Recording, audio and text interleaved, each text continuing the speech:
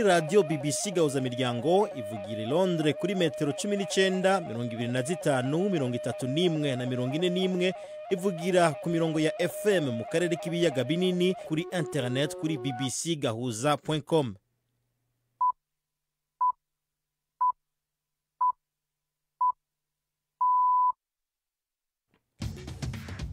Ubu ni saa 10 n'igice ku saha mpuzamakungu ya GMT, isaha 12 n'igice mu Rwanda no mu Burundi. Muri studio muri kumwe na Robert Patrick Misigaro. Ndabahaye mwiriwe mwese abahisemo guteramana natwe ku runo wa gatanu itariki 22 z'ukwa 12 2023. Izi ni ngingo nkuru.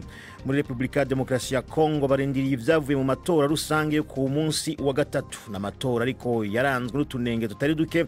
Mbere bamwe mu banyepolitike basaba ko yosubirwamo. Kinshasa mu kanya turaba turi kumwe na mugenzi wacu Premende ku magenge yagiyeyo kudukurikiranira aya matora. Umugambwe Sahwanya Frodebu tavuga rumwe na leta y'u Burundi mu Rwandiko wasohoye usaba umukuru w'igihugu gufata ivyemezo bikomeye mu gihe ubutunzi bubandanya kumera nabi. Bivuga misi yose natwe kandi turabona koko ko ari ivyo mbere twaba tumufasha cyane tumuha intege ko abo bose abona ko badakora neza bohindurwa, kuko biribonekeza ko ibintu bitagenda neza umaze kubona igihugu kimaze kura ibitoro. Nyuma y'ibiheruka gutangazwa n'umwungere wa Ecclesia Gatolika Papa Francis, abepiskopi Gatolika bo mu Rwanda bamenyesha ko Ecclesia idashobora guha umuhezagiro umubano w'ababana basangiye igitsina ngo kuko vyoba bivuguruza itegeko ry'Imana n'umuco nyarwanda. Turabigaruka ko muri ano makuru. Mu Bubiligi abanyarwanda babiri Serafin Twahigwa na Pierre Basabose baheruka kwagirwa n'ivyaha vya genocide yo mu Rwanda 1994 baraye baciriwe ibihano birimwo gufungwa burundu mu rubanza rwasomwe isaha 9 z'ijoro. Twafitiye baza muganga. Ano makuru agarikiwe na Nina Iradukunda.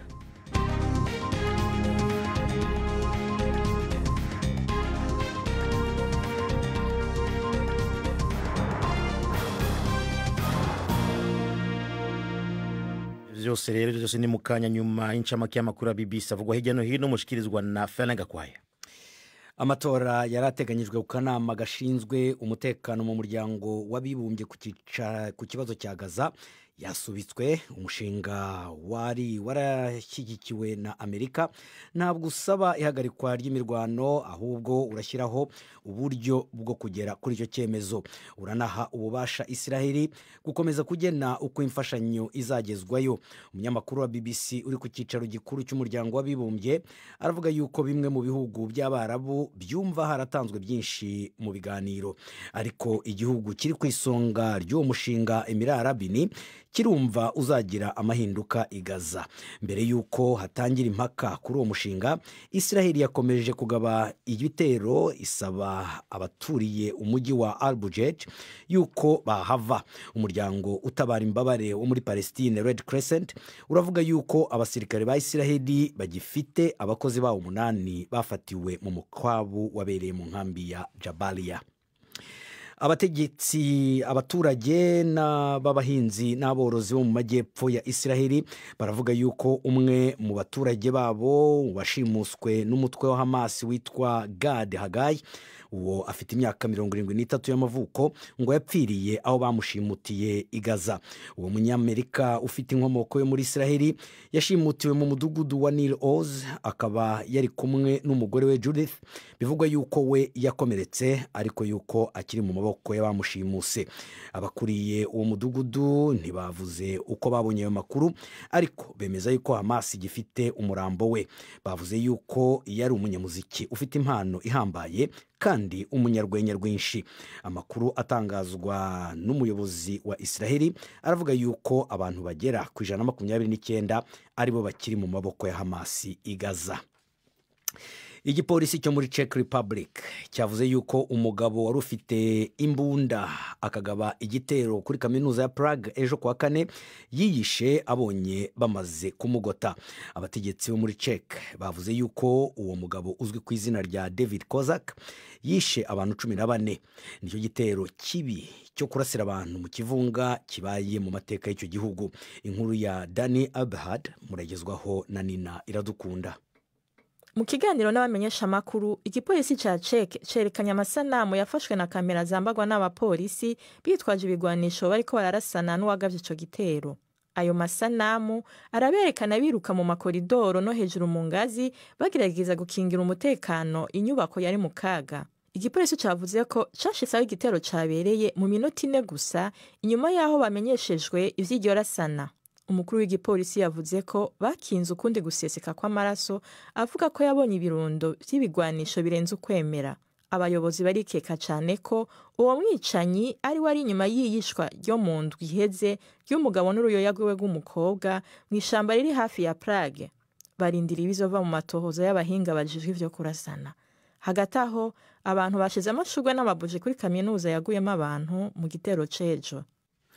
Abategetsi b'Ubufaransa bavuze yuko indege yari itwaye abahinde barenga 300 yari igiye muri Nicaragua yasabwe kutaguruka kuko bakekagamo abantu bajyanywe kugurishwa. Abashinjacyaha b'i Paris bavuze yuko iyo ndege yabujijwe kuguruka ejo kuwa kane nyuma yaho baherewe ayo makuru. Iyo ndege yaje mu Bufaransa ivuye muri Emirats Arabes Unis. Mukomeje kumva BBC gahuza miryango. Ubufaransa buri gutegura umugambi wo gufunga ibiro bibuhagarariye muri Niger kubera imbogamizi buri guhura nazo zitewe na leta iyobowe n'abahiritse ubutegetsi yakoze ibishoboka byose kugira ngo inanize abakora muri ibyo biro by'Ubufaransa. Umubano hagati y'Ubufaransa na Niger wononekaye kuvaho Perezida Mohamed Bazoum akuriwe ku butegetsi mu kwezi kwa 7 gushize. Leta ya Niger kandi yavuze yuko ngo ihaye ingabo z'Ubufaransa uyu munsi ko bazavuye muri icyo gihugu. Ni inkuru ya Tomanadi mugezwaho na Yvette Kabatesi. Biteganijwe ko abasirikare babarirwa muri 200 bava muri icyo gihugu uyu munsi mu gihe Ubufaransa buhagarika uruhare rwabwo rwari rumaze imyaka igera ku 10 mu kurwanya imitwe y'intagondwa mu karere ka Sahel. Hafi 90% by'abakozi b'igisirikare cy'Ubufaransa n'ibikoresho byabo byamaze kwimurirwa mu gihugu cya Chad bituranye na Niger. Hari impungenge z'uko kuvana ingabo z'Ubufaransa muri Niger bishobora kurushaho guhungabanya umutekano mu karere aho ibitero by'abarwanyi bigenda byiyongera. Leta Zunze Ubumwe za Amerika zifite ikigo cya gisirikare muri Niger kiza ku mwanya wa 2 muri Afrika, ariko ibikorwa byacyo byahungabanijwe no guhirika ubutegetsi kw'ingabo. Hasigaye kumenya niba kwishyira hamwe kwa Niger, Burkina Faso na Mali ndetse n'uruhare rw'ingabo z'Uburusiya bizaba bihagije mu guhangana n'imitwe y'abarwanyi. Ndangirize muri Somalia ho leta y'icyo gihugu yavuze yuko ingabo zayo n'iza Amerika zishe umwe mu bayobozi bakomeye b'umutwe wa Al-Shabaab. Mali Maiman yari yarashyiriweho miliyoni 10 z'amadolari y'Amerika ku muntu wese uzatanga amakuru yaho aherereye. Yashakishwaga na Amerika kubera igitero cyagabwe ku kigo cy'indege za gisirikare cya Amerika kiri muri Kenya aho hari mu 2020. Icyo gitero cyahitanye abanyamerika 3. Umushikiranganji wa Somalia ushinzwe itangazamakuru Daus Awes yavuze yuko yishwe ku itariki ya 17 z'uku kwezi kwa 12. Al-Shabaab bivuga yuko ikorana na Al-Qaeda imaze imyaka 16 igabye igitero ndetse igashoza intambara muri Somalia. Arakoze Fenenga kwaya kuri ncamake y'amakuru ya BBC.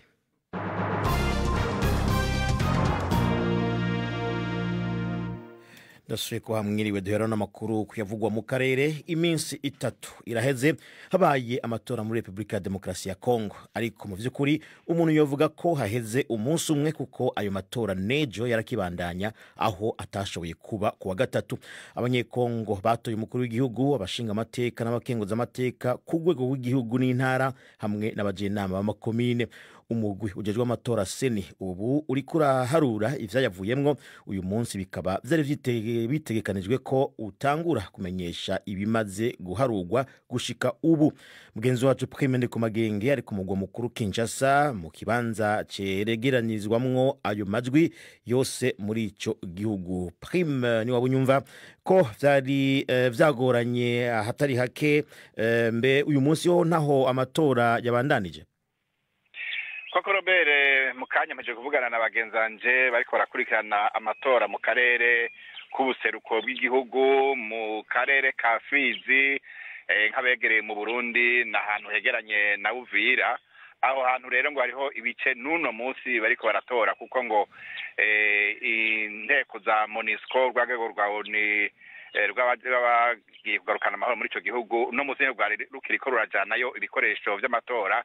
Mbere bishoboka yuko nejo kwa 6 hamwe hamwe amatora ashobora kuba azoba akibandanya gusa biragoye kumenya ingene hangana kuko seni ntakiravuga ku hoba hariko haraba amatora uyu munsi ku bisanzwe n'umunsi wa gatatu umunsi uhera hari henshi bataraye batoye seni ntere yavuze ibibanza batari bashoboye kugurura ngene vyangana gusa amwe mu mashirahamwe akurikirana amatora ngaha yavuga yuko ku munsi wa gatatu wa mbere wo gutora ibibanza bishika 12% bitari byashoboye kugurura ari byo rero byari byabandanije nejo nuno musi hoba hakiri rero ibyo bikiriho birabandanya seni hari ico biratangaza ku majwi yo bamaze guharugwa uyu munsi kuva mu masaha 6 twiriwe ku kibanza citwa Bosolo ni muri komine ya Gombe kubazi Kinshasa niho hari kibanza gikuru cegeranizwamwo ivyavuye mu matora byose mu gihugu kuva iyo saha rero gushika no muri ayo masaha ku mugoroba twamye turindiriye ariko gushika ubu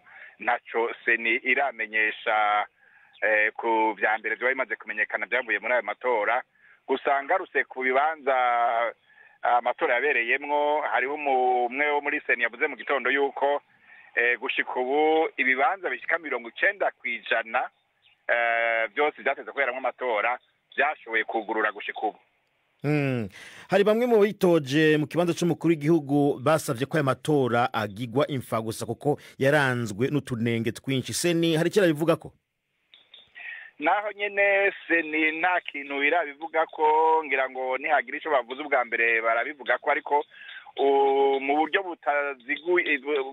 butaziguye cyangwa bataduduriye ko bavuze yuko ibigenda biravugwa n'abantu bagenda baranebagura ibikorwa byakozwe n'urumo rw'iseni bitagira ishingiro bo basa no kumenga barashima igikorwa bakoze cy'ingenda amatora yagenze gushika ubu hanyuma prime ku kirangaminsi ivyavuye mu matora vyose bizomenyekana ryari ku kirangaminsi ku bisanzwe hamwe seni nkuno munsi yotangura kugira avuga ibivuye mu matora uko bija biraboneka ngoba ngo ari ubwa mbere ubundi yahora ibivugira rimwe uwo munsi rero ukuvuga ibyavuye mu matora uzoba ari uwo ku tariki 31 za kuno kwezi gusa ntawe uzi yuko kubera ku kuntu bagiye baracegwa gushika ku munsi wa gatatu mbere n'uwa kane ushoboka hakibandanya kuba amatora ntawe uzi ko iryo sango rizokubahirizwa ubundi bwobwo rero itariki ya 31 ku kwezi niho hotangajwe ibyavuye mu matora bya mbere hanyuma itariki 10 z'ukwezi kwa mbere sentare bahiriza ibwirizwa shingiro igaca ivyemeza hanyuma umukuru w'igihugu agaca arahirira amabanga yiwe itariki 20 z'ukwezi kwa mbere arakoze Prime ku magenge tweko tuvugana ari Kinshasa tuandanirize mu Rwanda ho abayobozi ba Ecclesia Gatolika muri ico gihugu bamenyesha ko Ecclesia ngo idashobora guha umuhezagiro umubano w'ababana basangiye igitsina kuko ngo vyoba bivuguruza itegeko ry'Imana n'umuco nyarwanda ivyo biri mu itangazo ryaraye risohowe n'abepiskopi Gatolika muri ico gihugu ni nyuma yaho kwa 18 z'uku kwezi mu rwandiko ruzwi nka Fiducia Supplicans canke ukwizera kwambaza Imana Papa Francis yemereye abapatiri guha umuhezagiro ababana basangiye igitsina bamwe bakaba babonye ko ari intambwe ikomeye kuri aba bantu bazwi nka LGBT bo muri Ecclesia Gatolika ni inkuru mushikirizwa na Florentine Kwizera. Muri iryo tangazo abepiskopi ba Ecclesia Gatolika mu Rwanda bamenyesha yuko urwo rwandiko rwa Vatikano rutaje guhindura inyigisho za Ecclesia zijanye no gutanga isakramento ryo kubakana Rukristo ahubwo bibutsa yuko ari umuhezagiro ugenewe umugabo n'umugore bahujwe n'urukundo ruzira gutandukana kandi rugamije kurondoka. Rivuga riti kuba umuhezagiro wo habwa ababana basangiye igitsina byoteza umuvurungano ku isakramento ryo kwabirana. Bemeza yuko Fiducia Supplicans byateje impari n'impungenge bagasaba abasaserodoti n'abihebeye Imana n'abandi bakristo bafatanije ubutumwa kuba hafi no guherekeza ugwaruka n'ingo z'abubakanye bakomeza guha agaciro isakramento ryo kubaka Rukristo n'ubudahangagwa bwaryo bweranda. Aho ni mu gihe na bagenzi babo bo muri Kenya bashimangira yuko urugwandiko rutaje guhindura mu buryo bwari bwo bwose kwabirana nk'isakramento muri Ecclesia umubano w'akaramata hagati y'umugabo n'umugore bisigura yuko gwemera yuko umuntu wari we wese bataravye imibereho yiwe n'ukwemera kwiwe afise uburenganzira bwo guhabwa imihezagiro.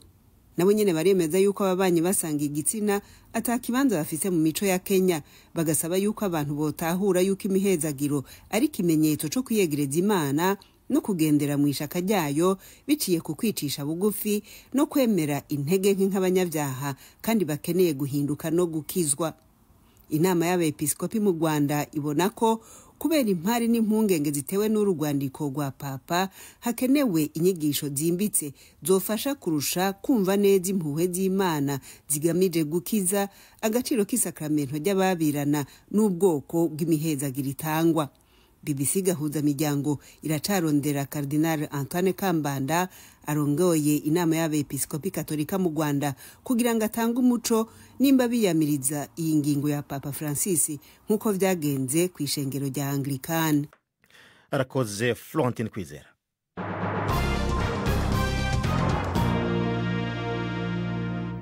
Saha imwe buri minota 15 Kigali mu Rwanda ni Bujumbura mu Burundi. Reka tubandanirize mu Burundi nyene aho umugambwe Sahwanya Frodebu utavuga rumwe na leta y'ico gihugu wasohoye urwandiko aho avuga ko ubutunzi bw'ico gihugu ubu ngo bugezaho umwanzi ashaka mu gihe ivyankenerwa vya minsi yose mu bigize ubutunzi bw'igihugu kuboneka kwavyo ngo bisigare nk'umuzi wibuye. Mw'iryo tangazo Frodebu ivuga ko ikibazo c'ibura ry'ibitoro, isukari hamwe n'amakara mu kuvuga bike ari ikibazo ngo gishobora gutorega umuti vuba mu gihe umukuru w'igihugu yo kuyegereza abantu bashoboye. Navuganye n'umukuru w'uwo mugambwe Patrick Nkurunziza ntangura ndamubaza igituma ubu ariho bahisemo gusemerera. Ibibazo by'ubutunzi kunyuka byunyutse mbere bigeze kure iribonekeza iyo mumaze kubona hatagira igitoro kirimo amazutu canke essence byose bica bihagarara cyane cyane amazutu. Inkurikizi mwarayibonye ubona kuvuga ko ibifungurwa byose byaciye biduga karundura caje amakara ariyo muza abarundi bose bikora ko ubu rero kugira ngo umuntu yaronke abanza gucumukura. Tukabona ko rero mu vy'ukuri ibintu bigeze kure ukajegera ko atamatara kibaho nta mazi ahari, ibintu byose urabona ko bitagenda neza muri rusange. Ubu nawe uvuga ati nkumbure ibi mu bivuze ubu kubera muri umugambwe utavuga rumwe n'ubutegetsi namwe byo marondera amajwi muri mwo kuki mutabivuze bigitangura kwibonekeza? Kumbure sobango ntitwabivuze bitangura kwibonekeza, twese turi abarundi kandi ntitwokwama uko tubonye akantu kose dusimbira ku maradi. Turinze rero dufata umwanya nk'uyu tukemera tukandika kandi tukemera kubivuga tweshera ku mugaragaro nuko tubona koko ko vyarenze urugero. Mwirikete ryanyu murashikiriza ivyo mubona vyosa nk'ibizana umuti mugabo kavuga muti ikibazo ahanini tona umengo kiri mu bahanuzi umukuru w'igihugu ati akwiye kurondera abantu babishoboye. Ni igiki kibereka ko abamuhanura batabifitiye ubushobozi? Biribonekeza cyane kandi n'umukuru w'igihugu nta hengesha kubivuga, arabivuga neza akabitomora ko kumbure abamwegereye canke n'abakora muri leta bamwegereye bose nta kintu cyavuga ko ataco bariko baramufasha, ndetse umiki yose akaguma bahanura abasaba ko bohindura ingendo kugira abakorere igihugu koko. Bivuga misi yose natwe kandi turabona koko ko ari ivyo mbere tumufasha, mbere tumufasha cyane cyane tumuha intege ko abo bose abona ko badakora neza bohindurwa, uko biribonekeza ko ibintu bitagenda neza umaze kubona igihugu kimaze kura ibitoro bigiye kwimana nk'umwaka imyaka ibiri turi mu misi yose twama muri ibi kibonekeje kigasubira kikabura nayo mafaranga mva makungu bita amadevize bavuga. Ni ukuvuga ko koko abahanuzi we bamwegereye bamuharura neza bakora akazi kabo ko bitegereje ibyo bitoro tuba tubifise kandi nayo mahera abahari mu gihugu ntangurane ziba zihari. Kiretse gusohora irikete hari uburyo mutegekanya mukavuga muti tuzosa kuvugana n'umukuru w'igihugu canke ubundi nubuhe buryo bundi mwiteguye gukoresha nka Frodebu? Umugambi Sahwanya Frodebu nkuko mubizi kuva kera wamye uganira mbere twe umugambi uri ku butegetsi abawurongoye canke se abo yatumye tuvugana misi yose ibibazo tuvugana nta nambe tutayibashikiriza. Nk'uko muvuze neza ari n'umukuru w'umugambi CNDD-FDD two turamurondera secrétaire général w'umugambi CNDD-FDD yasubiye kuganira ibibazo byo mu Burundi mbere n'umukuru w'igihugu two turamurondera mu minsi iza kumbure twagira amahirwe bakatwakira tuzobashikiriza ibyo twashitseko. Mukuru wa Frodebu Sahwanya Frodebu Patrick Nkurunziza turacagerageza rero kumenya ico uruhande rwa leta y'u Burundi rubivuga ko. Tubandanirize gato hakurya y'amazi tubifatiye ku nkuru yerekeye imanza. mu Bubiligi abanyarwanda babiri Serafin Twahigwa na Pierre Basabose baheruka kwagirwa n'ivyaha vya genocide yo mu Rwanda mu 1994 baraye baciriwe ibihano mu rubanza rwasomwe isaha 9 z'ijoro. Serafin Twahigwa yaciriwe umunyororo wo guherayo nyuma yo guhamwa n'icaha ca genocide, ivyaha vyo mu ntambara hamwe no gufata abagore ku nguvu. Sentare kandi yafashe ingingo yuko bivuye ku ngorane z'amagara Pierre Basabose we ashigwa ahantu azocungishwa ijisho canke internement psychiatrique mu Gifaransa nyuma yo kwagirwa n'ivyaha vya genocide n'ivyo mu ntambara. Umunyamakuru Alain Majesté Barenga ari i Bruxelles mu Bubiligi yarahari aho ivyaha vyasomwa akaba yaduteguriye iyi nkuru. Ubwo rubanza rwari rurindiwe gucibwa isaha 3 z'ijoro, abacamanza bagiye kugaruka muri sentare isaha 9 z'ubuca z'ijoro inyuma y'amasare ngo 8 bari mu mwiherero. Umukuru wa sentare mu cegeranyo yasomye yavuze ko Serafin Twahigwa w'imyaka 65 acira umunyoro wo guherayo burundu mu Kinyarwanda kuko yagirwa n'ivyaha vya genocide, ivyaha vyo mu ntambara, kugomba kwica yabigambiriye no gusambanya abagore ku gahato.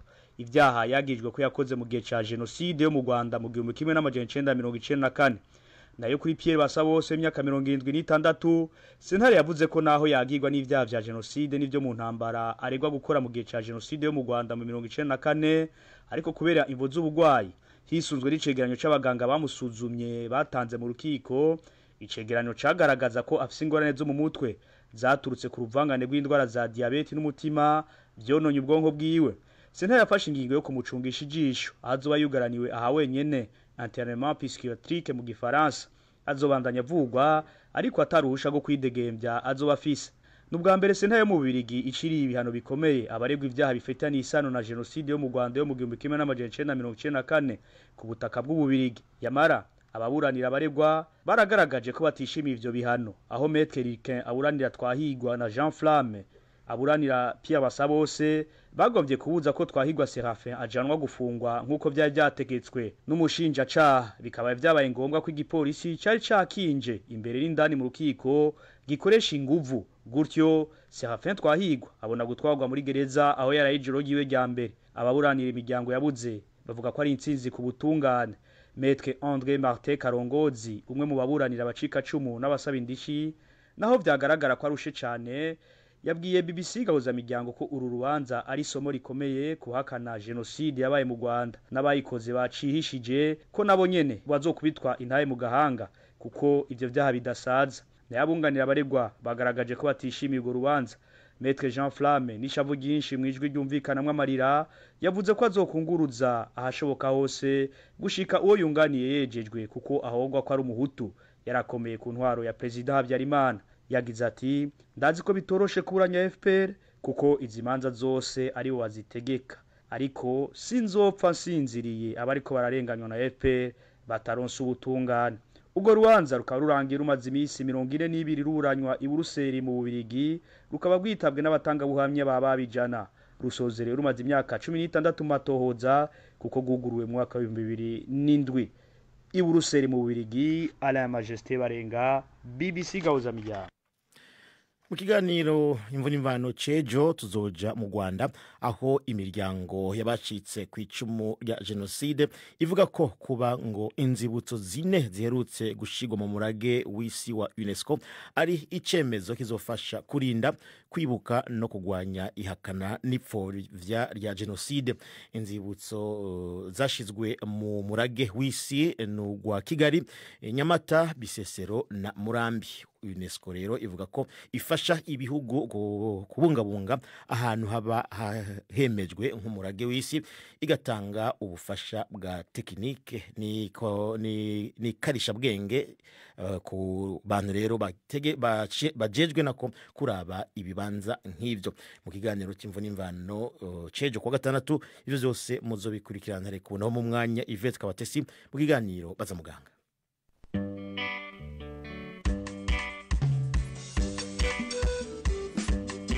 Mwiriweho neza. Gute ni indwara ikunze kwibasira abatari bake ndetse ivugwaho byinshi, ariko se iby'ukuri byaba ari ibihe kuri iyi ndwara? Turi kumwe na muganga Jean Baptiste Amani mu bitaro bya kaminuza bya Kigali. Gute muri rusange ni indwara ifata ingingo byagaragaye ko iterwa nuko hari utubuye tuba twagiye mu ngingo, noneho utwo tubuye tugeze mu ngingo dutuma habamo ububabare bukabije cyane. Ifata rero izihe ngingo utwo tubuye tuba twaturutse he? Akenshi ingingo zo ku birenge cyangwa se mu tugombambari no mu mavi, ariko n'igishobora gufata ingingo nyinshi zitandukanye n'inkokora, rimwe na rimwe n'intugu, ariko akenshi ingingo z'ibirenge aho amano ateranira, mbese n'ibirenge, ziriya ngingo zo hasi niho gute ikunda kwibasira. Utwo tubuye rero muri rusange ni utubuye duterwa n'uko umuntu wenda aba akora ikinyabutabire cyitwa acide urique. Uko iyo umubiri ukora n'icyo kinyabutabire gishobora kuboneka. Rero acide urique ni nk'ibishingwe cyangwa les déchets métaboliques ziba zigomba gusohorwa mu mubiri, zidakwiye kuguma mu mubiri. Mbese mu mpyiko niho iyo acide urique isohokera, noneho igasohoka mu nkari ikagenda. Abarwaye nk'impyiko zabarenze, iki kinyabutabire kikaba cyinshi mu mubiri. Iyo kibaye cyinshi mu mubiri, twatubuye dushobora kuba twinshi mu maraso, noneho tutabashije kuyengera mu maraso tukaba twakora uducanga. Utwo ducanga kenshi turagenda tukitekera mu ngingo, bikaba byatera iyi ndwara ya gute n'ububabare bukabije. Ntabwo ari indwara yandura mu by'ukuri?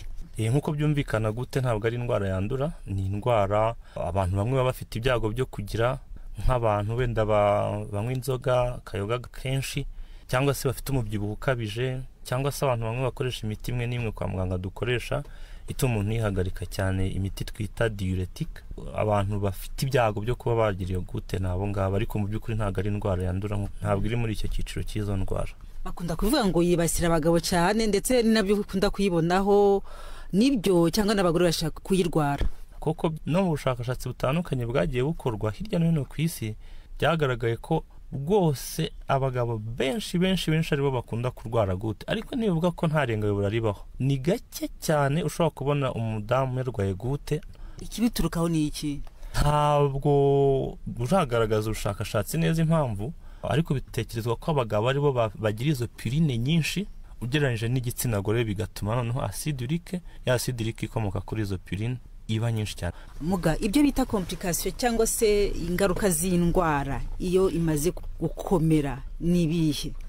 Ingaruka mbi zikabije cyangwa complication, ntabwo utwo ducanga iyo abantu bafite ibyago byo kutugira mu mubiri dushobora kwibasira gusa urugingo, ahubwo umuntu ufite na gute hari n'igihe agira ibyago twaducanga natwo tukaba twakwimukira mu mpyiko tukamutera n'ikibazo cy'impyiko, nazo zikaba zajyamo utwo tubuye, nabyo bitera ububabare bukabije cyane.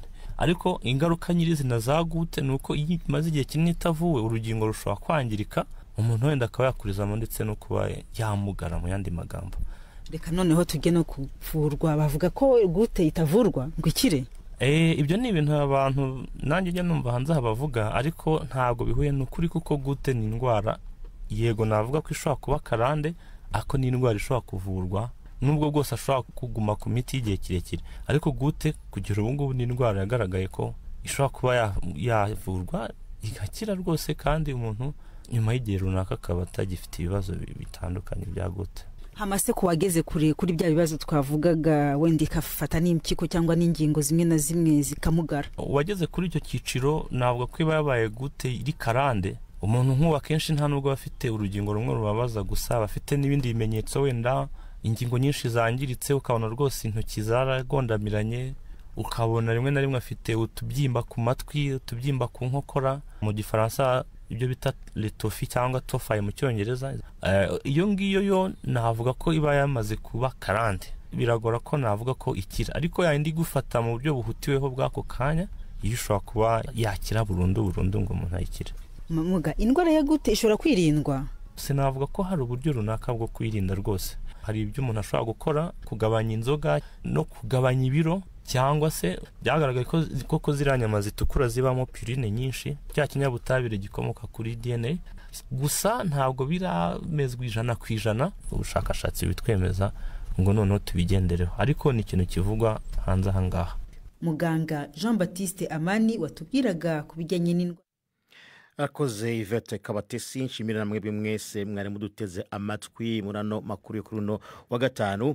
Ibiganiro byacu birabandanya ku rubuga rwacu bbcgahuza.com canke kuri Facebook. Ano makuru yahagarikiwe na Nina Iradukunda, ni Robert Patrick Misigaro. Mubandanye mugira umugoroba mwiza.